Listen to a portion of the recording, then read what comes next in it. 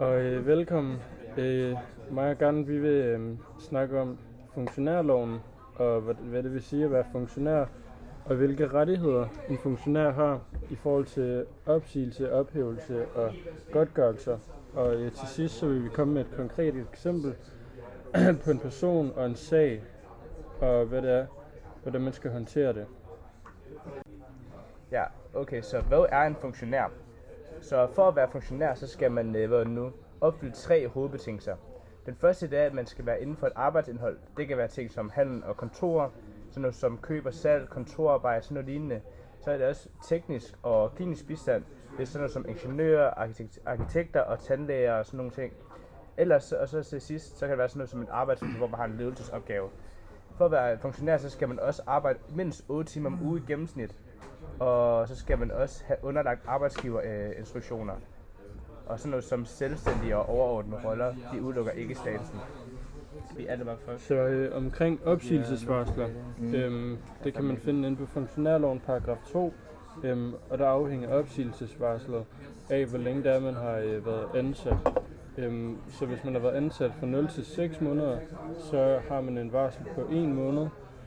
Hvis man har været ansat i 6 måneder til 3 år, så har man 3 måneders varsel, og hvis det er 3 til 6 år, så har man 4 måneder, og 6 til 9 år, så er det 5 måneder, og over 9 år, så har man et halvt års varsel.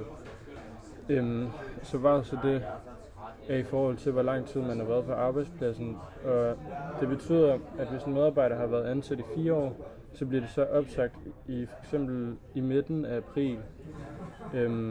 Hvis de bliver opsagt i midten af april, så har de så sidste arbejdsdag i august. Okay, så hvornår må man så blive bortvist fra sit arbejde, altså en ophævelse? Så noget helt andet end opsigelse, det er altså en ophævelse, som også er kaldt en bortvisning. Det betyder altså, at ansættelsen den stopper med det samme, og lønnen stopper også med det samme. Og for at bevise, at en funktionær skal der være, altså for at bortvise en funktionær, så skal der være tale om en grov misligholdelse. Og det kan være ting som tyveri fra arbejdspladsen, vold eller trusler, alvorlig illoyalitet eller overtrædelse af klare politikker. Så gentagende forudsigelser efter at man har fået en advarsel, men man så gør det igen, så arbejdsgiver, hvis han så er i tvivl, så skal der først gives en påtagelse, altså en advarsel først, og så kun med alvorlige situationer, så kan man blive bortvist uden at få en advarsel først. Men det kan også ske, at arbejdsgiveren han laver en fejl, altså en uberettiget bortvisning. Så altså hvis arbejdsgiveren han bortviser uden grund, så bliver det kaldt en uberettiget bortvisning. Og så har funktionæren han får så ret til at have løn i hele opsigelsesperioden, som hvis opsigelsen den altså var normal. Og så eventuelt er der mulighed for ekstra godtgørelse, hvis opgivelsen også vurderes som usaglig. Så hvilke rettigheder vil min far have ved en ophævelse? Så hvis min far han blev bortvist, så vil virksomheden skulle kunne bevise en grov misligholdelse. For eksempel hvis at virksomheden hæver, at den har brudt regler, som f.eks. at bryde noget med IT-sikkerhed, eller hvis der ikke er klare retningslinjer, eller hvis den handling han gør, den ikke er grov nok, så vil bortvisning være uberettiget.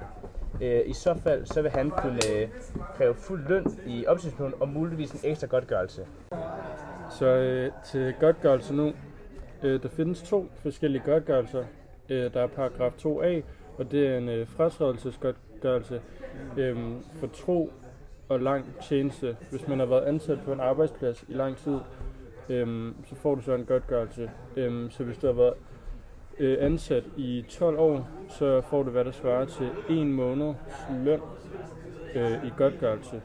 Og efter 17 års tjeneste og ansættelse på din arbejdsplads, så får du 3 måneders løn. Så er der paragraf 2b, og det er en godtgørelse for usaglig opsigelse. Og det vil sige, opsigelsen ikke er rimelig begrundet i virksomhedens forhold eller for funktionærens forhold, så kan funktionæren få helt op til 6 måneders løn i godtgørelse. Hvor der så bliver lagt vægt på, hvor lang tid man har været ansat, om virksomheden har forsøgt omplacering, og om opsigelsen den virker tilfældig, eller hvis den er dårligt begrundet.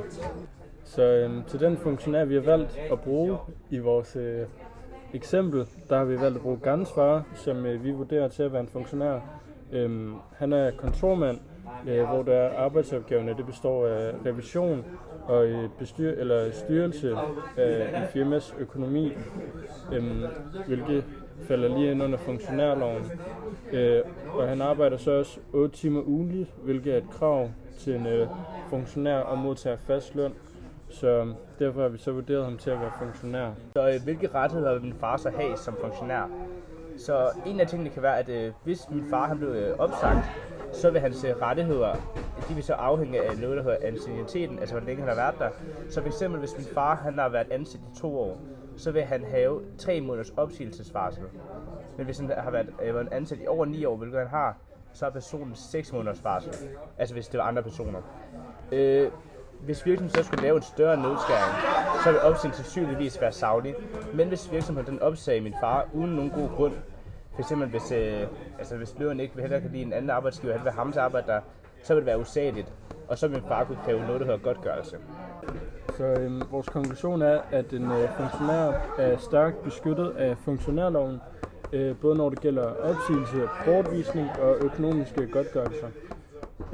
Det gør det danske arbejdsmarked mere stabilt og virker meget mere sikkert, når man er ude på arbejdsmarkedet.